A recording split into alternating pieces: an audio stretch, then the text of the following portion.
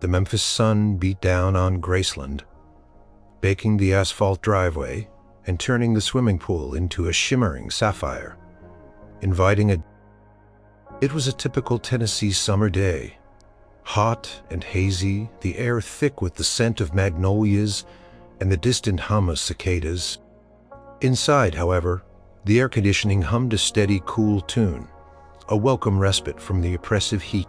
In the grand living room, a little girl with bright, inquisitive eyes and a mischievous grin was perched on the edge of a large, plush velvet armchair.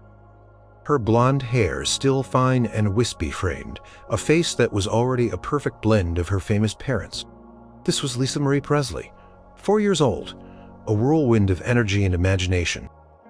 Opposite her, sprawled on a sofa that seemed impossibly small beneath his frame, was her daddy Elvis. He wasn't in one of his dazzling jumpsuits today. Instead, he wore a simple soft t-shirt and dark slacks, his dark hair falling boyishly across his forehead. Even in his casual clothes, there was an undeniable aura about him, a magnetism that pulled you in. But for Lisa Marie, he wasn't a king. He was just Daddy, her rock, her confidant, the man who could make anything happen. "Daddy, tell me a story," Lisa Marie demanded, her voice a sweet, clear chime. She had just finished a lively game of hide-and-seek with her Aunt Patsy and was ready for a quieter, more imaginative adventure. Elvis chuckled, his deep voice rumbling. "What kind of story, precious?" He loved these moments, away from the flashing lights and screaming crowds, just him and his little girl.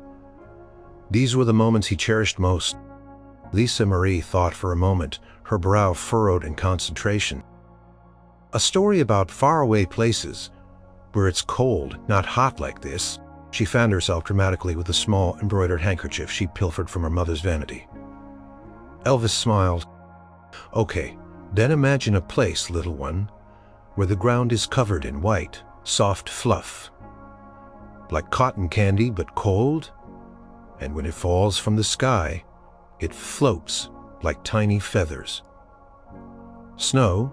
Lisa Marie gasped, her eyes widening. She'd seen pictures of snow in books, usually alongside drawings of happy children building snowmen or throwing snowballs. It was a fantastical concept to a girl who had only ever known the humid embrace of Memphis.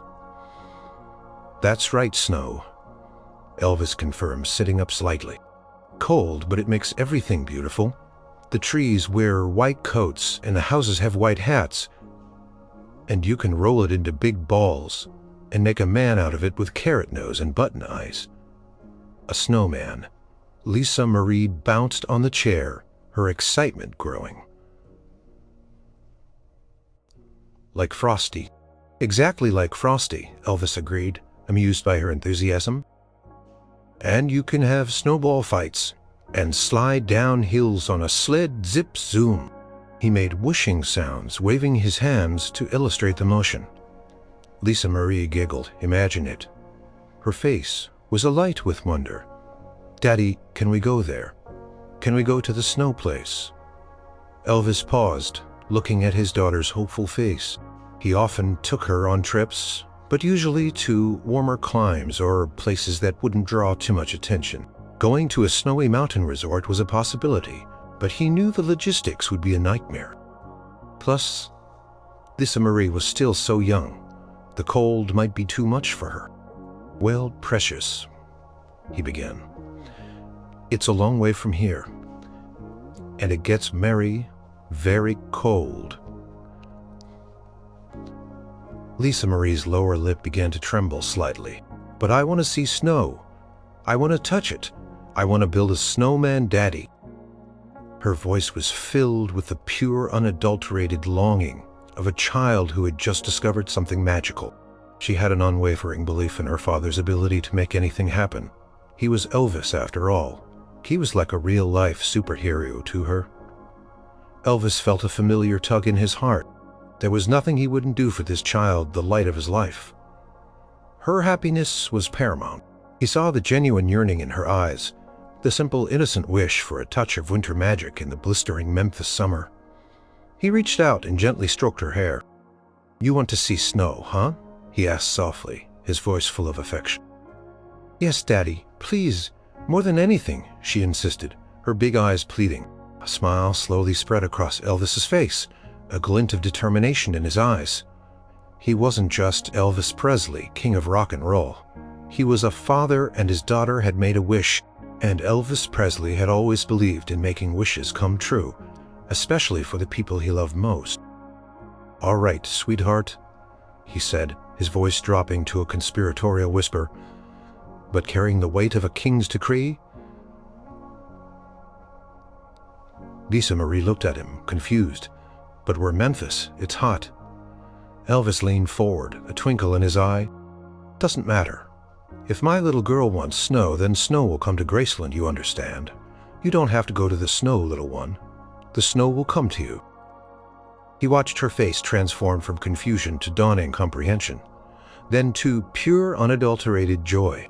A wide, bright smile broke out on her face, making her eyes sparkle. "Really, Daddy, you can do that." "Yes, precious, I can do that," Elvis affirmed, his gaze steady and unwavering. He had no idea how. Not yet. But the promise was made, sealed with the unshakable bond between father and daughter. He would move mountains if he had to, or in this case bring winter to the heart of a scorching southern summer. Lisa Marie launched herself into his arms, hugging him tightly. "You're the best daddy in the whole wide world." Elvis held her close, a profound sense of purpose settling over him. He might be the most famous man on the planet, with millions of adoring fans. But in this moment, his greatest mission was to make one little girl's dream of snow come true. The logistics would be a nightmare, the cost astronomical, the task seemingly impossible. But he was Elvis Presley, and for Lisa Marie, impossible was just a word. He would bring snow to Memphis. He had promised. The moment Lisa Marie skipped away humming a tune about snowmen and singing, "Daddy's gonna bring me snow," Elvis leaned back against the sofa, a thoughtful frown creasing his brow with the easy confidence he'd shown his daughter was a shield. Inside, a different kind of music was playing. A complicated, high-pitched tune of "How in the world am I going to do this?" He pushed himself up and walked over to the large windows overlooking the sprawling grounds of Graceland. The sun glared off the perfectly manicured lawn, the heat radiating in visible waves. The idea of snow here now seemed utterly absurd, like trying to teach a cat to fly or making the Mississippi River flow uphill. "What have I gotten myself into?" he muttered, running a hand through his hair. But then he remembered Lisa Marie's hopeful eyes, her pure, unwavering faith in him. He couldn't let her down. He wouldn't. He walked over to a telephone, a grand, gold-plated rotary model that seemed almost out of place in its opulence, yet perfectly fitting for Elvis's familiar number. After a few rings, a gruff voice answered. "Vernon here." It was his father, Vernon Presley, a man of practicality and common sense, who managed much of Elvis's business affairs. Vernon was the grounded root to Elvis's soaring branches. "Daddy," Elvis began, his voice taking on a slightly more serious tone, "I need your help with something." "What is it, son?" "Another car, a new jet." Vernon sounded weary. The requests were endless, and often extravagant. Elvis paused, trying to find the right words to explain his absurd request. She wants snow." Silence on the other end then. A slow, drawn-out sigh. "Snow, Elvis. It's 90 degrees outside. We're in Memphis. We don't get snow in August." "I know that, Daddy," Elvis said, a hint of impatience in his voice. "But she's got it in her head. She saw pictures and she wants to see it, touch it, make a snowman. And I told her I'd bring it here to Graceland." Another sigh, heavier this time. "Elvis, are you serious, Snow? You want me to arrange for snow to be brought to Memphis in the summer?" Vernon's voice was laced with disbelief, bordering on exasperation. "Do you have any idea how much that would cost? Or even if it's possible?" "I don't care about the cost, Daddy. Not for Lisa Marie," Elvis insisted. And it has to be possible. Someone somewhere must be able to make it, or transport it. He knew it was a colossal undertaking, but his mind was already racing, trying to figure out the angles. Son, even if you could find someone, how would you keep it from melting? The second it hits the ground, this isn't a movie set. It's Graceland. It's the middle of summer. Vernon's voice rose slightly, a clear sign of his frustration. He imagined tons of slush, a muddy disaster, and a king with a very expensive, very wet problem. That's what I need you to figure out, Daddy.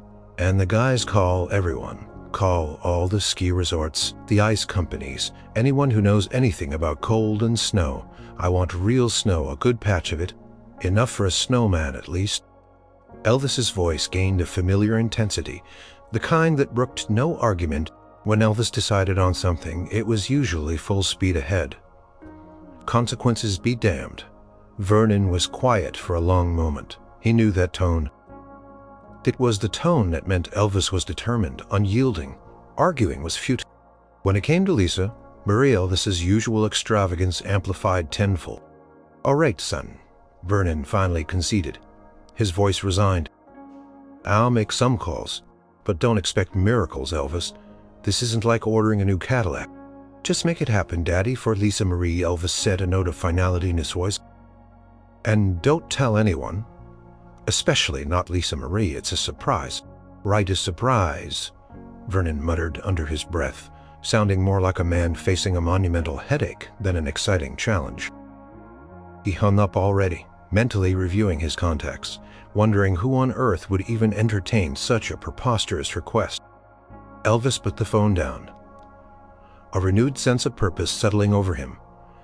He knew his father would grumble, but he'd get it done. That was Vernon. Next, he walked out of the living room and down a hallway, eventually reaching the famous jungle room. It was a chaotic, exotic space, filled with heavy carved wood furniture, shaggy green carpet, and a working waterfall. It was here, amidst the unique decor, that some of his closest friends and confidants, the Memphis Mafia, often congregated. As he entered, he found Red West, Sonny West, and Joe Esposito sitting around chatting, playing cards, and enjoying the cool air. Their faces lit up when they saw Elvis. "Hey, E." Joe Esposito, his longtime friend and road manager, greeted him. "What's up, boss?" Elvis sat down, leaning forward conspiratorially. "I need you fellas for a special mission, top secret, for Lisa Marie." Their expressions immediately shifted to alert and intrigued. "Anything for Lisa Marie?" "She wants snow," Elvis stated, cutting straight to the chase. A beat of silence, then Sonny West snorted. "Snow, E, you mean like the white stuff that falls from the sky in August?" He glanced out the window where the sun was still blazing. "That's right, Sonny, real snow here at Graceland," Elvis confirmed, his gaze unwavering. "Enough for her to play in. Build a snowman. Maybe even a little hill for a sled." Red West, usually the more stoic of the group, raised an eyebrow. "Boss, with all due respect, that sounds impossible. Where would we even get it? And how would we keep it from turning into a puddle in 10 minutes? "That's where you guys come in," Elvis said, leaning back, a glint in his eye. "I want you to call every contact you have, every movie studio, every specialized engineering firm, anyone who might know how to make snow, transport snow, or keep it frozen in this heat. I want ideas. I want a posito." Ever the pragmatist spoke up. "This isn't going to be cheap, E. We're talking about tons of ice, specialized transport, maybe even a refrigeration system, just for a small area. And the logistics." He trailed off, imagining the monumental task. "Cost is not an object, Joe. This is for Lisa Marie," Elvis reiterated, his voice firm. "Her wish is my command. We're going to bring winter to Graceland. We're going to make her dream come true." The men exchanged glances. They knew Elvis when he set his mind to something. He was untrackable. The idea was crazy, insane even. but the look in Elvis's eyes told him he was serious. Deadly serious. "All right, boss," Red said finally. "Consider it done. We'll start making calls. Operation Snowfall is a go." Sonny and Joe nodded, their initial skepticism replaced by a rising sense of challenge and loyalty. It wouldn't be easy. It would be a monumental, seemingly impossible task. But they were the Memphis Mafia, and they served the king. If Elvis wanted snow in Memphis, they would find a way to get him snow in Memphis.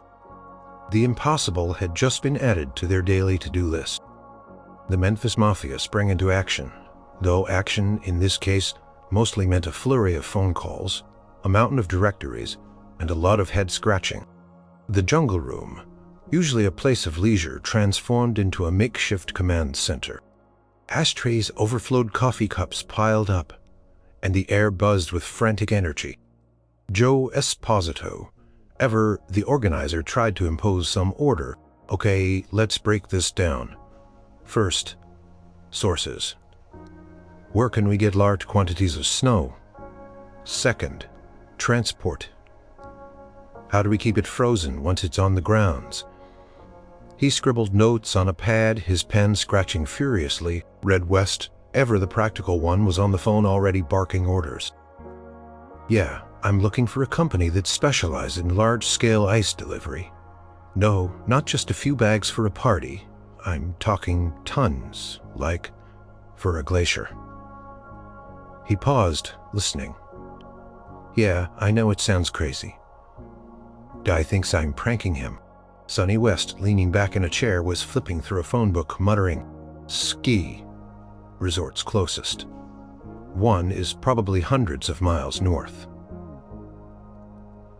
How do you even harvest snow from a mountain? Do they just scoop it up?" The initial calls were mostly met with laughter, confusion, or outright disbelief. "Snow in Memphis in August, sir. Are you well?" was a common response. Some thought it was a prank call. Others tried to sell them industrial ice makers, not understanding the scale of the request. "We need actual snow, not just ice cubes," Joe clarified repeatedly. Something Lisa Marie can play and like it fell from the sky. After hours of fruitless calls, a glimmer of hope appeared. Vernon, tirelessly working from his office, called Elvis. "Son, I might have found something. There's a company up in Colorado, Creo Solutions in Colorado. The parent spiffelsang. Tappertening qual cor. That's what the secretary said. They've apparently done artificial snow for some big Hollywood films," Vernon explained, sounding a bit more optimistic. "But she said it's usually for a few hours under controlled conditions, bringing it across states and keeping it frozen for days." She sounded hesitant. "Hesitant means possible, Daddy," Elvis said, a spark igniting in his eyes. "Get me their head guy on the phone. Tell them money is no object. Tell them it's for the king, for his daughter." Vernon sighed, but agreed. A few minutes later, Elvis was on the phone with the doctor. Alistair Finch, a man whose voice was precise and a little clinical, but also intrigued. "Mr. Presley," Dr. Finch began, "I understand you have a rather unique request." "Dr. Finch, my little girl, Lisa Marie, she's never seen snow.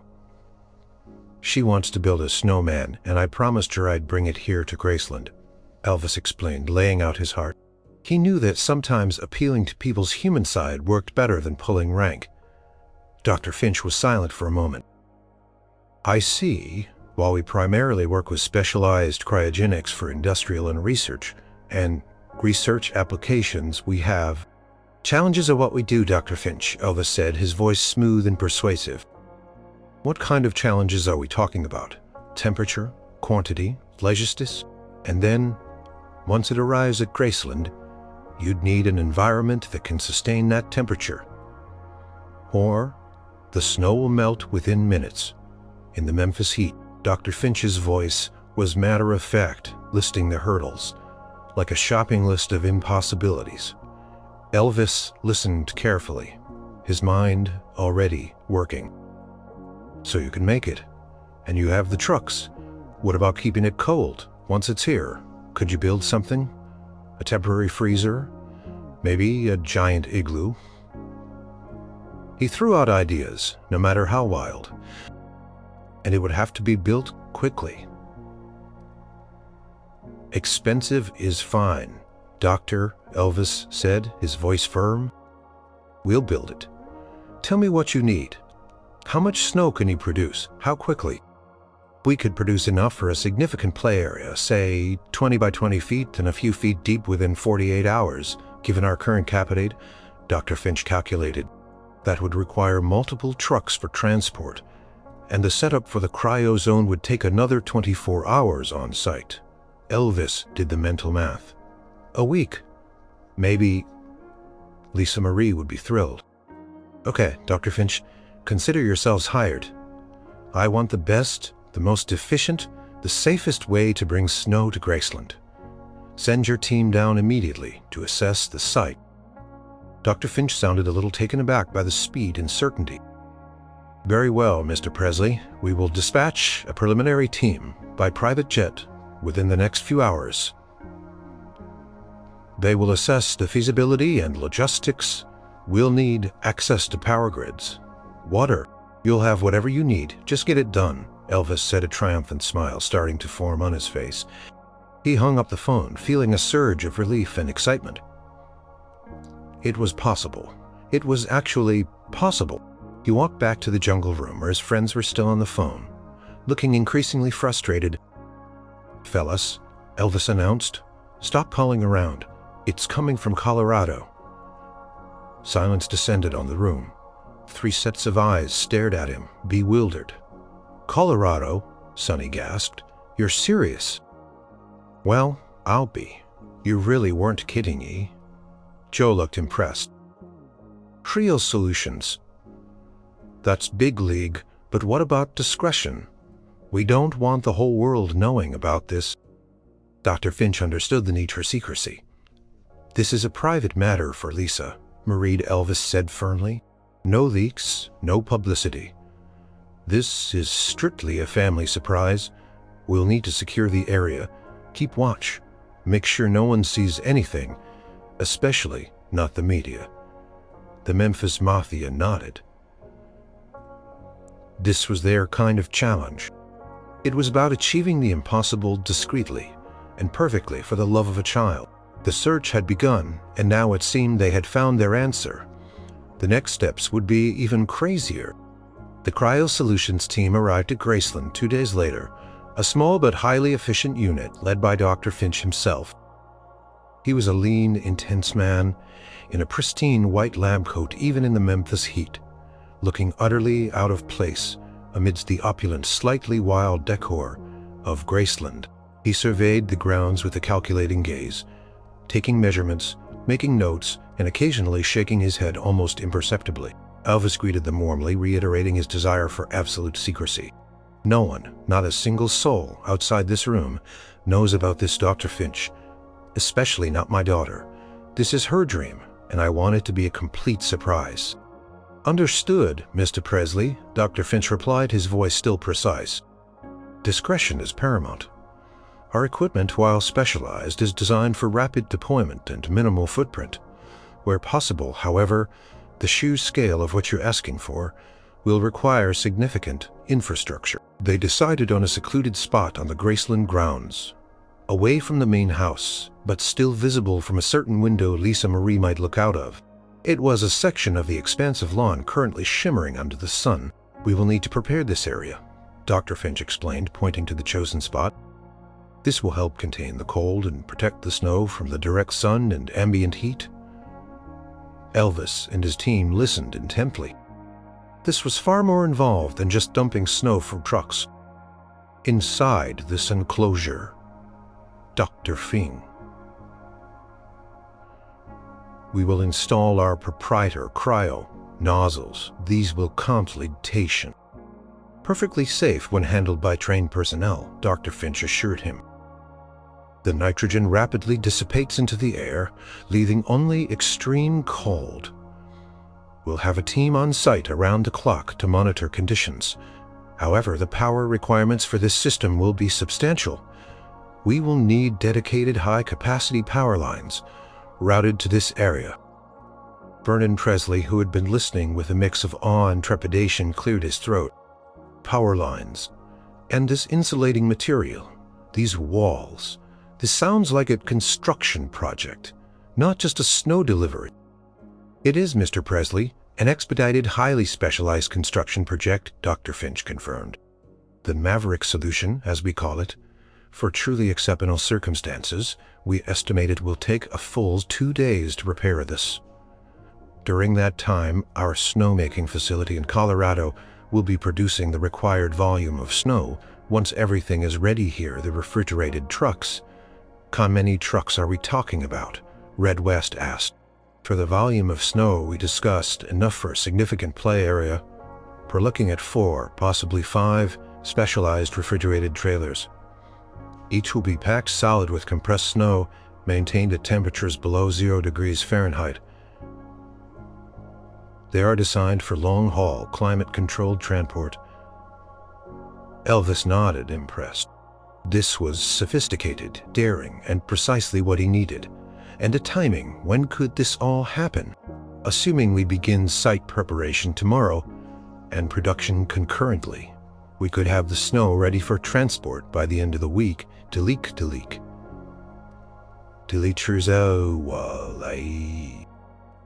Let's do it. Get your teams here. Start immediately. My men will assist with anything you need, securing the area, managing access, whatever it takes. Over the next few days, Graceland became a hive of secret activity. Large trucks, unmarked and nondescript, rolled onto the property delivering materials. Cryo Solutions team, dressed in their uniforms, worked with an almost military precision. They laid down thick, silvery, insulating mats, then began erecting the tall temporary walls. Electrical engineers were busy routing new power lines from a discrete part of the property, creating a dedicated circuit just for the snow project.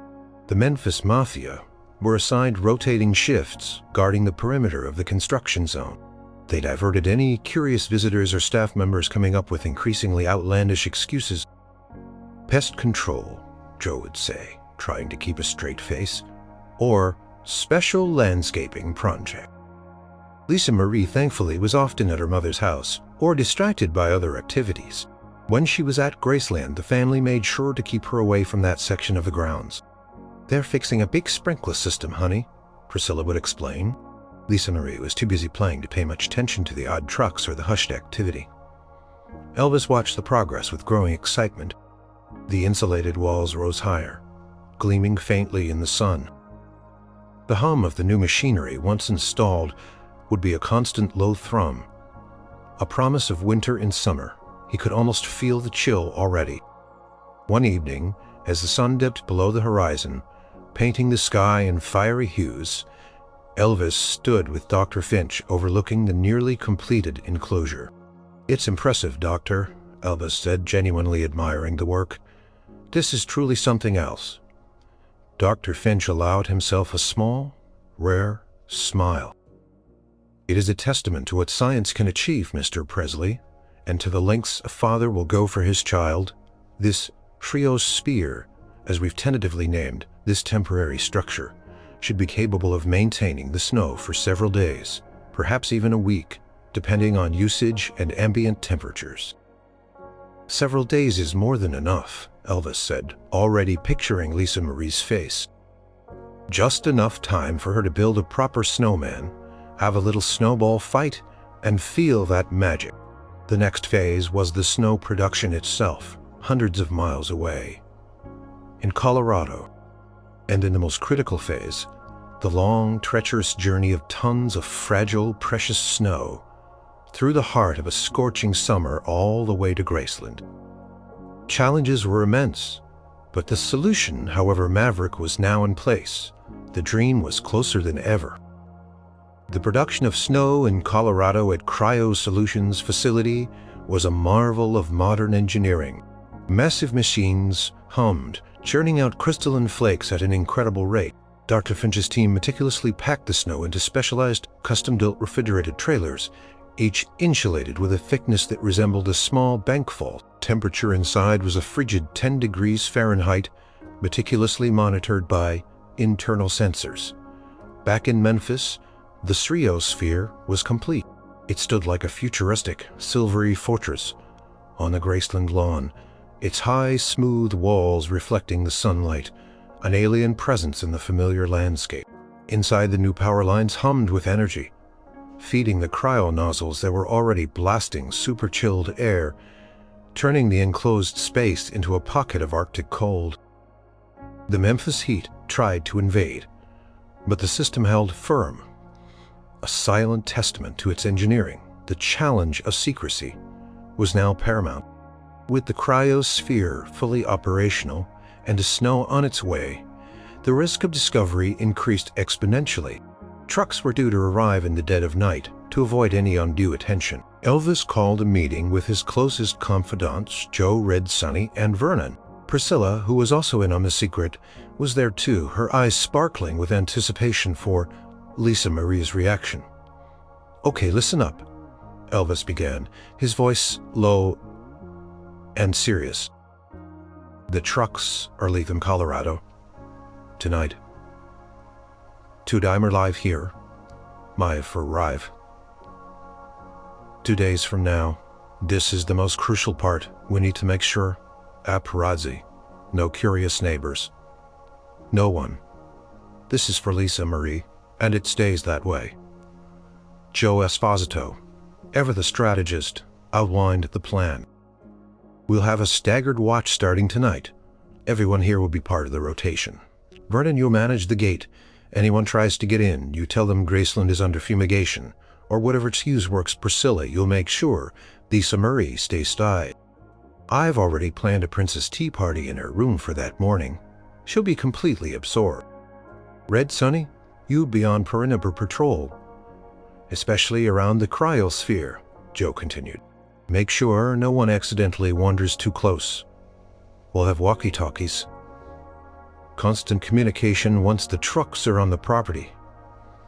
The Brio Solutions team will handle the unloading and distribution of the snow inside. We're just providing security and making sure we don't have any unexpected visitors." "What about the staff?" Sonny asked. Graceland had a sizable staff: cooks, cleaners, groundskeepers. "They've all been given a special early morning off with a bonus," Vernon interjected. "Told them we're doing a deep clean and needed the space. Anyone who stays will be assigned to tasks far away from the cryosphere area." Elvis looked around at his team, their faces etched with a mixture of determination and fatigue. This had been a marathon, not a sprint. "And one more thing," Elvis added, his voice softer. "When the snow is in place and everything ready for Lisa Mai, I want you all to be there. This isn't just about my daughter. It's about all of us, proving that anything is possible when you put your heart into it. Atsmanabi." Elvis found himself constantly checking the weather forecast, despite Dr. Finch's assurances that the cryosphere was designed for the heat. He paced. He worried. He tried to act normal around Lisa Marie, who was blissfully unaware of the incredible effort underway for her. The night of the arrival was long and tense. Elvis, along with Joe, Red, and Sonny, was stationed by the main gate, peering into the darkness. Vernon was in the gatehouse, ready to intercept any unexpected vehicles. The quiet hum of the cryosphere's machinery was the only sound breaking the stillness of the night.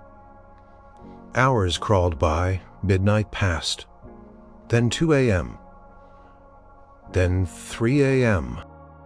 The air was still warm even at this late hour, the kind of heavy, muggy Memphis night that promised another scorching day. Finally, a faint rumble in the distance grew louder, slowly, steadily, until the distinct sound of heavy diesel engines filled the air. Headlights appeared, piercing the darkness, a convoy of large white trucks barely visible until they were close. "This is it," Elvis whispered, a thrill running through him. 4 enormous, unmarked refrigerated trucks pulled up to the gate, their engines rumbling softly. Vernon, who had been alerted by walkie-talkie, opened the gate slowly. One by one, the trucks rolled onto the sacred grounds of Graceland, their tires crunching softly on the gravel driveway. It felt surreal, like a dream. The Cryo Solutions unloading team, who had traveled separately and arrived earlier, were already positioned at the cryosphere. As the first truck backed up to the large, discreet opening in the structure, they began their work with practiced efficiency. The back doors of the trailer swung open and a plume of cold vapor billowed out, revealing the pristine, white, perfectly compressed snow packed within. It looked like solid blocks of ice, yet it was undeniably snow.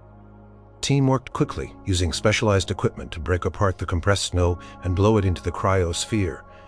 The sight was mesmerizing. Against the dark backdrop of the night, illuminated by portable floodlights, the white flakes cascaded down, accumulating rapidly. Elvis watched, mesmerized. The air grew noticeably colder around the cryosphere, a refreshing chill that felt utterly alien in the Memphis summer. The soft whooshing sound of the snow falling, combined with the gentle hum of the cryo nozzles, created a symphony of subtle magic. Hours passed. Truck after truck was emptied, each disgorging its precious cargo of winter wonder.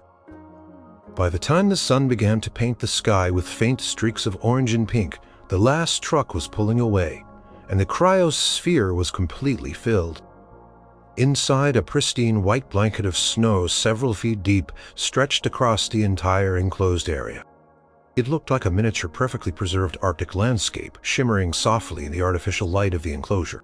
Elvis stepped inside the cryosphere. Feeling the immediate blast of cold air, invigorating and sharp, he reached down and scooped up a handful of the snow. It was real. It was soft, powdery, and bitingly cold, just like he'd described to Lisa Marie. He felt a lump in his throat. "It's done," Joe said, his voice thick with emotion. He, Red and Sonny, stood beside him, their faces tired, but triumphant. Mission accomplished.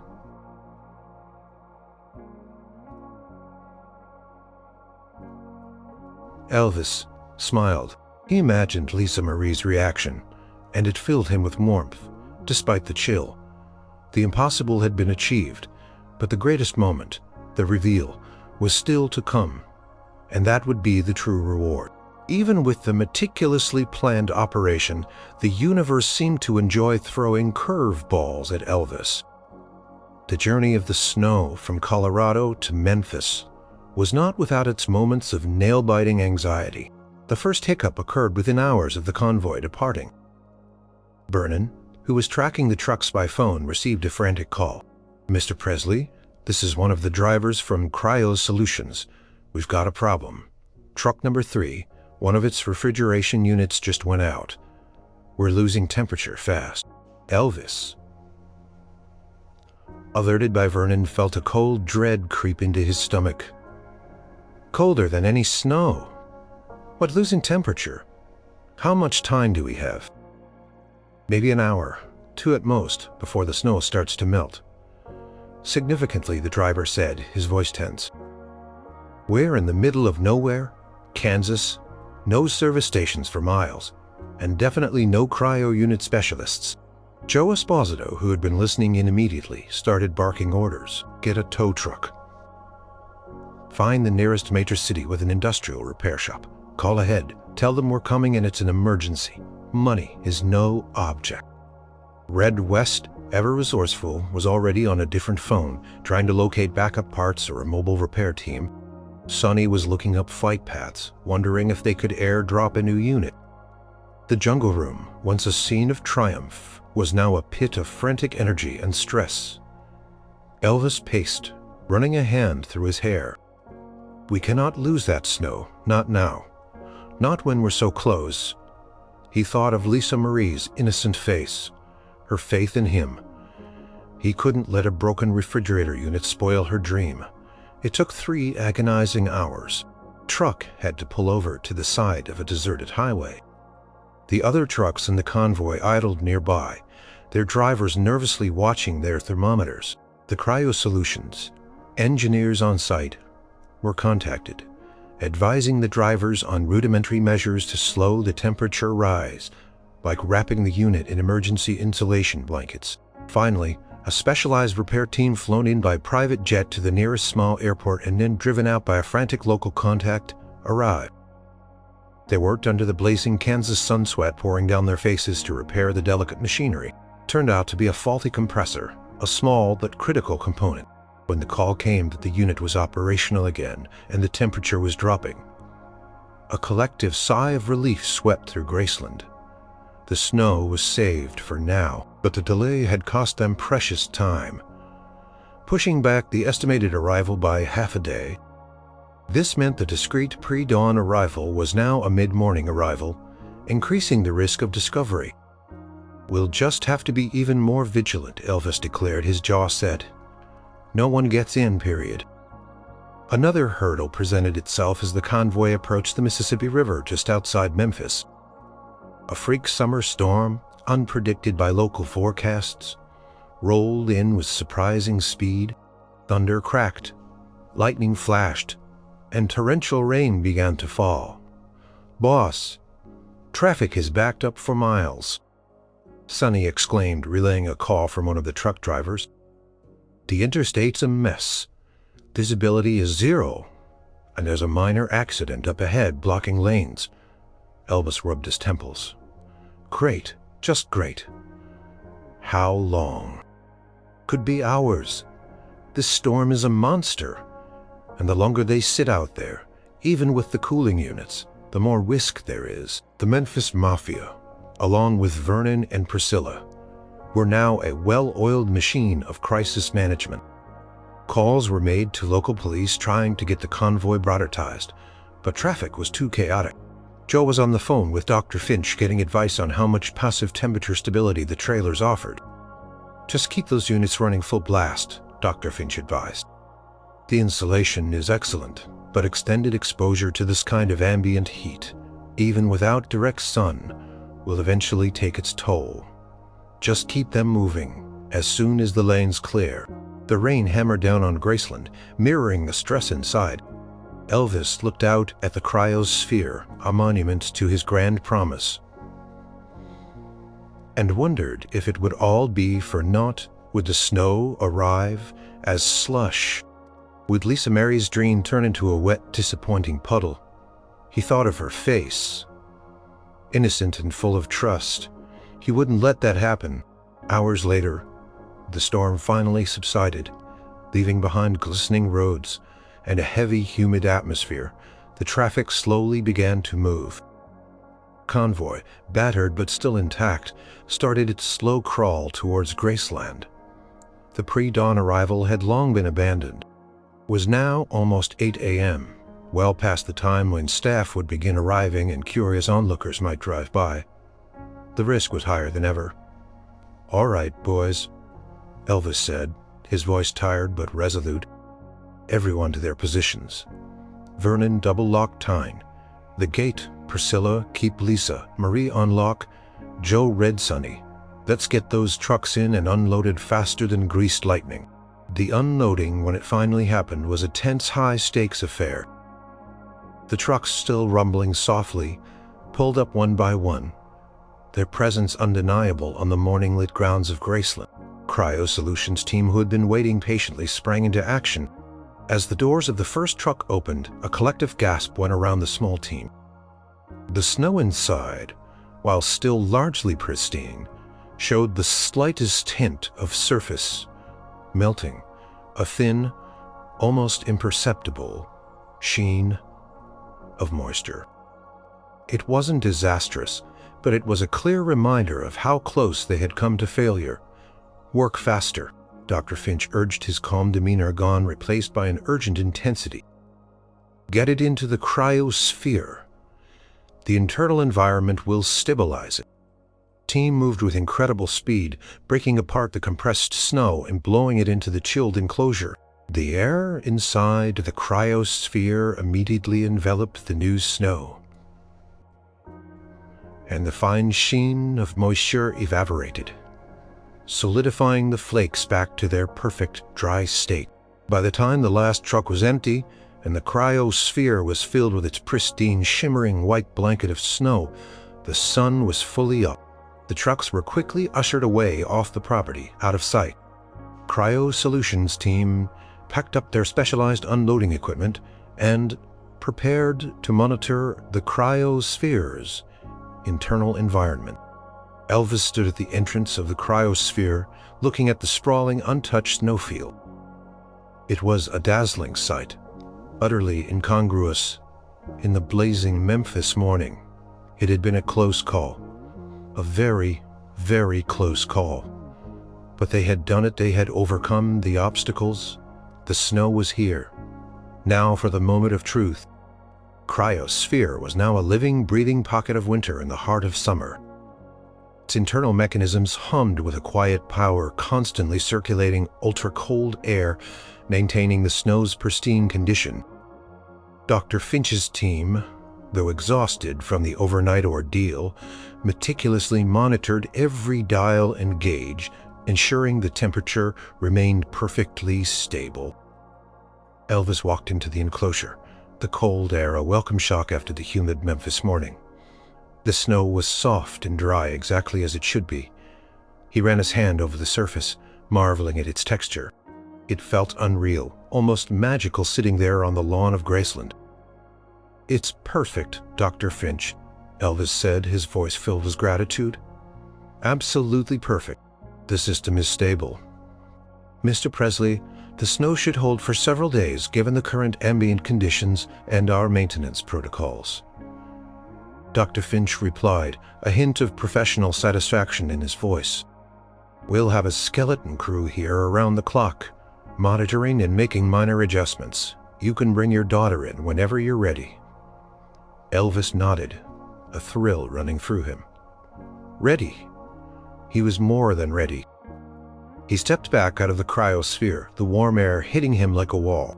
Joe, Red, and Sonny were waiting, their faces a mixture of fatigue and excitement. "It's incredible, E," Joe said, shaking his head in disbelief. "I still can't believe we pulled it off." "We did, didn't we?" Elvis grinned. "Now for the big show.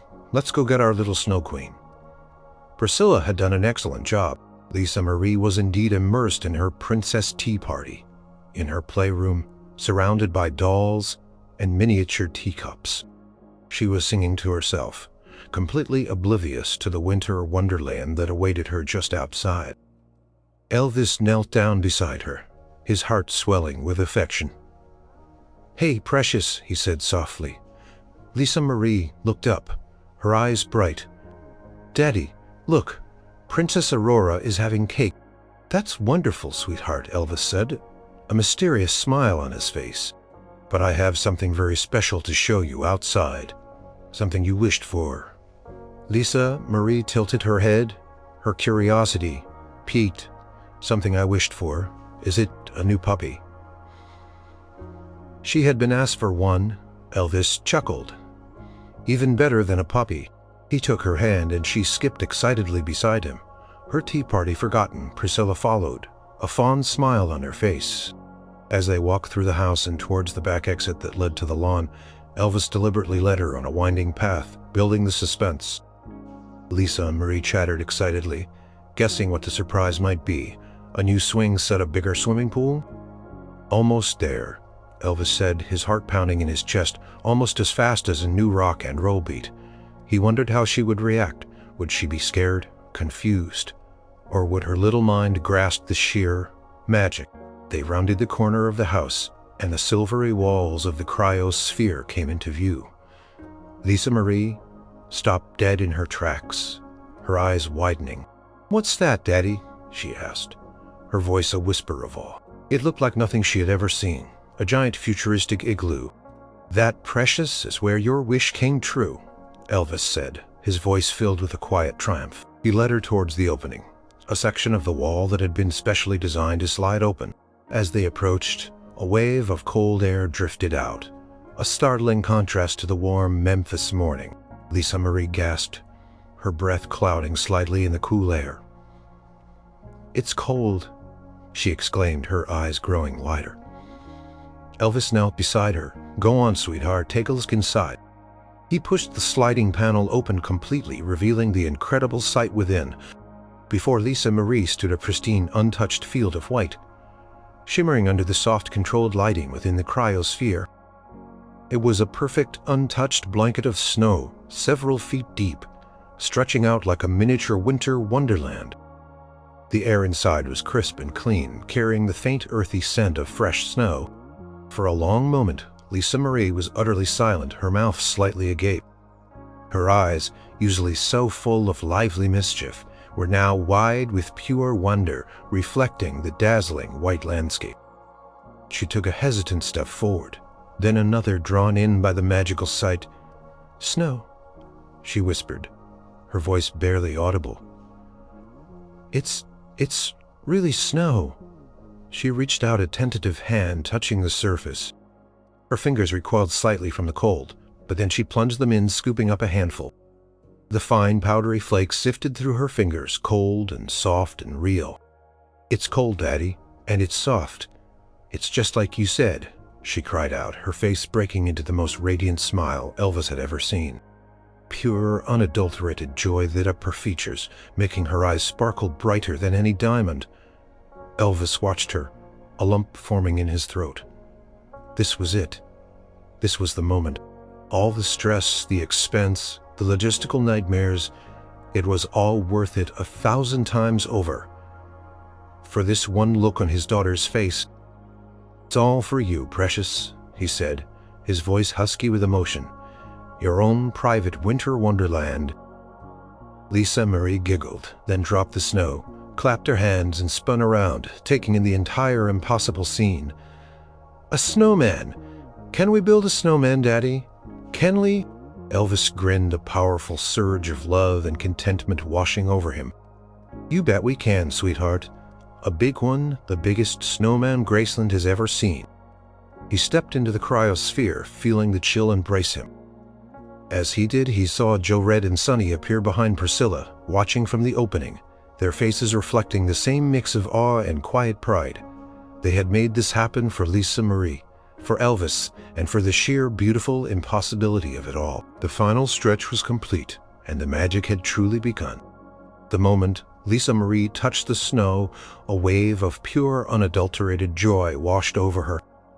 Her hesitant steps quickly turned into eager hops as she explored her personal winter wonderland. She dropped to her knees, scooped up armfuls of the pristine white fluff, and let it rain down over her head, giggling as the cold tickled her nose. "It's so beautiful, Daddy," she exclaimed, her voice bubbling with excitement. "It sparkles." Elvis watched her, a lump in his throat. This was worth every penny, every phone call, every moment of stress. Her happiness was the greatest reward. He knelt down beside her, scooping up a handful of snow himself. It was soft and powdery, exactly as he'd promised. "It does sparkle, doesn't it, precious?" he said, his voice thick with emotion. He gently brushed a few stray flakes from her hair. "Can we build a snowman now?" she asked, her eyes wide with anticipation. "Like Frosty?" "Absolutely," Elvis affirmed, standing up. "Let's get to it." He started rolling a small ball of snow, demonstrating how to make it bigger. Lisa Marie, captivated, immediately imitated him, her small hands diligently pushing the snow. Priscilla joined them carefully, stepping into the cold enclosure. She wore a thick sweater despite the summer day, a testament to the efficient cooling system. She looked at Elvis, a silent message of shared delight passing between them. Joe, Red, and Sunny, who had been watching from the entrance, couldn't resist the pull of the unique scene. They soon joined in their large hands, expertly rolling massive snowballs. Cryosphere echoed with laughter, and the soft crunching sounds of snow being shaped. "Need a heady," Red called out, rolling a perfectly spherical smaller ball. "And arms," Sunny added, presenting two smaller, elongated pieces. Lisa Marie, meanwhile, was meticulously searching for the perfect buttons among some pebbles they had brought in, and a small bright orange carrot for the nose. She carefully placed them on the snowman's plump belly, her tongue sticking out in concentration. "He needs eyes," she declared. Elvis pulled 2 shiny black buttons from his pocket, which he had thoughtfully prepared. He carefully pressed them into the snowman's face. Slowly, Frosty came to life. He was a somewhat lopsided, endearing snowman, a testament to collective effort and childish delight. When he was finally complete, standing proudly in their little winter world, Lisa Marie clapped her hands with glee. "He's perfect," she cheered, dancing around the snowman. "My very own snowman." Next came the snowball fight. Elvis, with a mischievous grin, carefully formed a soft, harmless snowball and gently tossed it at Lisa Marie. She shrieked with delight, immediately retaliating with a tiny, wobbly snowball that barely made it to his knee. Soon the entire group was engaged in a playful, gentle snowball skirmish, their laughter echoing off the insulated walls. The scene was surreal. Elvis Presley, the king of rock and roll, engaging in a joyful snowball fight with his 4-year-old daughter and his close outside the walls of their temporary winter palace. It was a private, perfect moment, untouched by the outside world. After the snowball fight, Lisa Marie decided it was time for snow angels. She lay down on the pristine snow, her small body making a perfect imprint as she moved her arms and legs. Elvis lay down beside her, making his own much larger snow angel. "This is the best day ever, Daddy," Lisa Marie whispered, looking up at the ceiling of the cryosphere, her face aglow. Elvis looked at her, his heart full to bursting. "It's pretty special, cryosphere." They spent hours in the cryosphere.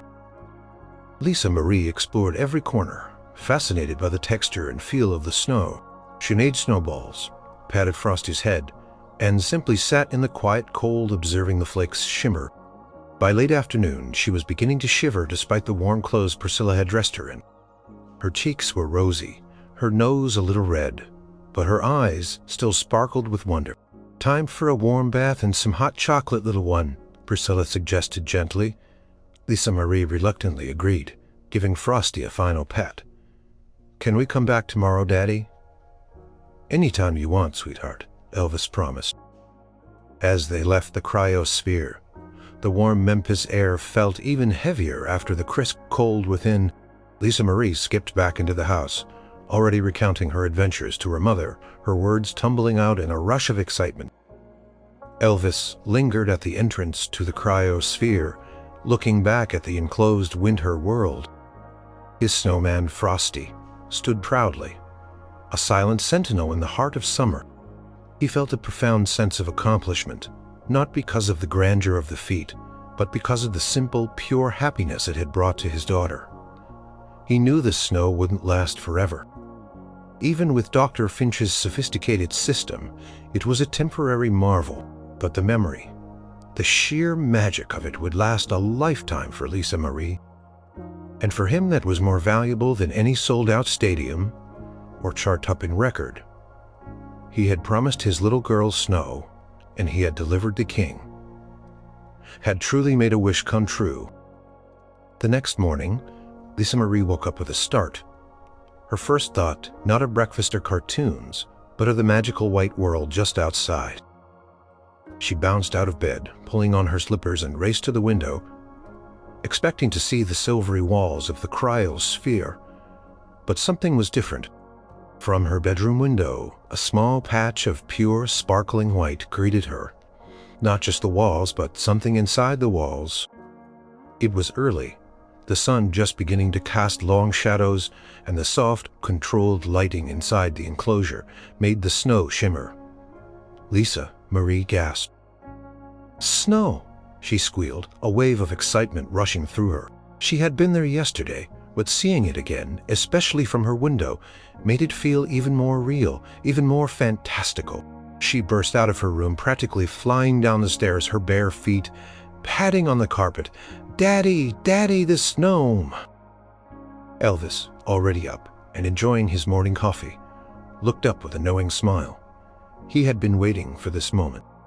"Well, good morning, sleepyhead," he said, setting down his cup. "Did you have a good dream? It wasn't a dream. It's still there," Lisa Marie insisted, tugging on his arm. "Can we go play in it again? Please, please, please." "Of course, precious," Elvis said, his eyes twinkling. Priscilla appeared already, holding a small insulated jumpsuit and miniature snow boots. She had thought of everything.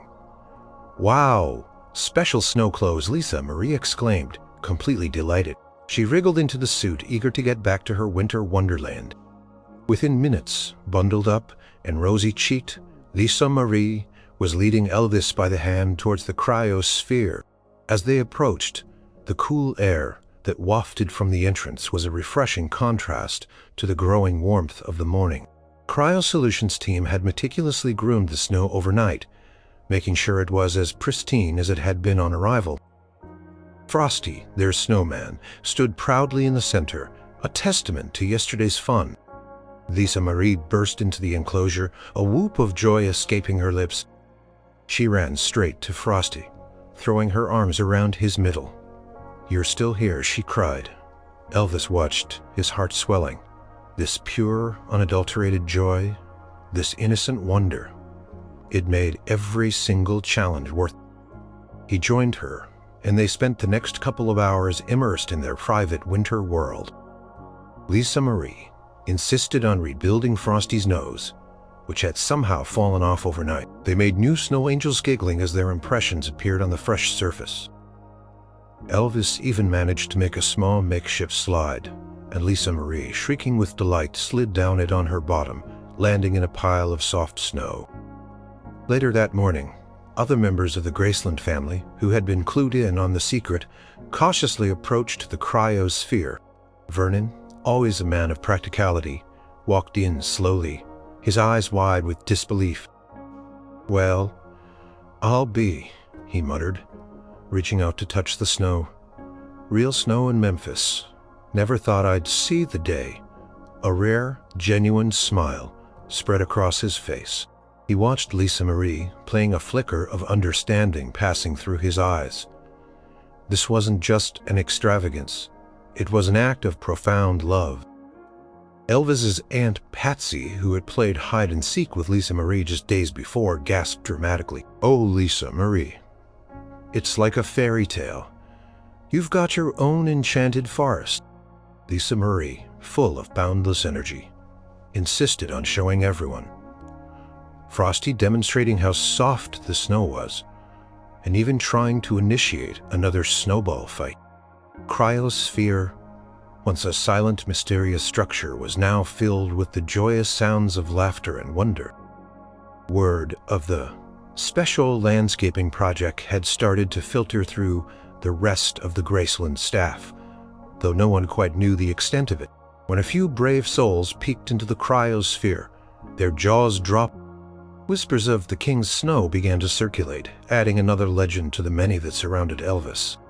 For Elvis, however, the only audience that mattered was Lisa Marie. Seeing her face lit up with such pure happiness was the greatest reward. He watched her make little handprints in the snow, her imagination already running wild. She wasn't just playing, she was living a dream, one he had the power to create. He knew that this extraordinary gift wouldn't last forever. The intense energy required to maintain the cryosphere, the constant monitoring by Dr. Finch's team, it was all temporary. But the memory of this impossible, heartwarming act would be etched in Lisa Marie's heart and his own for a lifetime. He had brought winter to summer and magic to his little girl's world, and that Elvis knew was a feeling more fulfilling than any applause. The snow at Graceland became a cherished, fleeting miracle. For 3 glorious days, the cryosphere hummed a silent guardian of winter in the heart of the sweltering Memphis summer. Lisa Marie spent hours in her personal wonderland, building snow forts that quickly collapsed, making countless snow angels, and having endless, gentle snowball fights with her daddy and the Memphis Mafia. Frosty, their beloved snowman, stood sentinel, a symbol of impossible dreams made real. Other family members and a few trusted friends were eventually invited to witness the marvel. Their reactions were always the same, First disbelief, then awe, and finally a profound appreciation for the depths of Elvis's love for his daughter. Pictures were taken mostly for private albums, capturing the surreal images of people bundled in winter clothes amidst the green lawns of Graceland. But all good things, even the most magical, must come to an end. Dr. Finch, after his team had ensured maximum enjoyment, gently informed Elvis that maintaining the cryosphere at such an intense level was costly and resource-intensive, would eventually degrade. Elvis understood. He hadn't expected it to last forever. Point wasn't permanence. It was the memory, the experience. On the third evening, as the sun dipped below the horizon, painting the sky in fiery hues, Lisa Marie gave Frosty a final heartfelt hug. His carrot nose was a bit smushed and his button eyes were slightly askew, but he was still her snowman.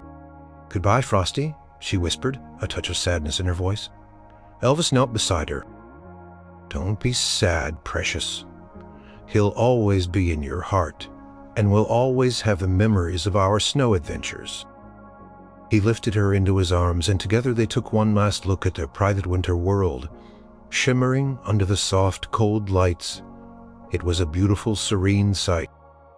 The next morning, the Cryo Solutions team began the process of dismantling the cryosphere. Powerful cryo nozzles were turned off, and the insulated walls were carefully taken down. As the sun beat down, the snow, no longer protected by the constant sub-zero temperatures, began to melt. Slowly, gracefully, it transformed, shimmering into water that soaked into the dry Memphis earth. Within hours, the beautiful white landscape was gone, replaced by a slightly damp patch of lawn. Frosty was a puddle, a memory. Lisa Marie watched from her window, a quiet sadness in her eyes, but also a deep understanding.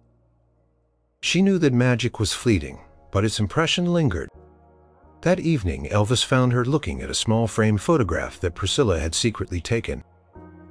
It was of Lisa Marie and Elvis, laughing, throwing snow at each other in the cryosphere.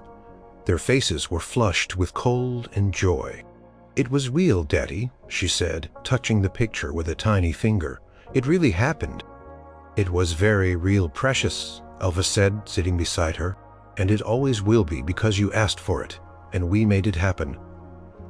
Remember that. Remember that anything is possible if you dream big enough, and if you have love in your heart."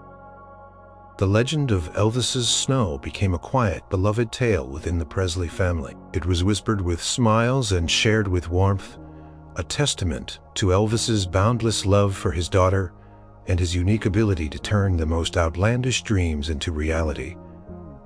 It wasn't publicized. It didn't need to be. Its true value was in the eyes of a little girl and the heart of her devoted father. Years later, Lisa Marie would often recount the story, her eyes still sparkling with the wonder of it.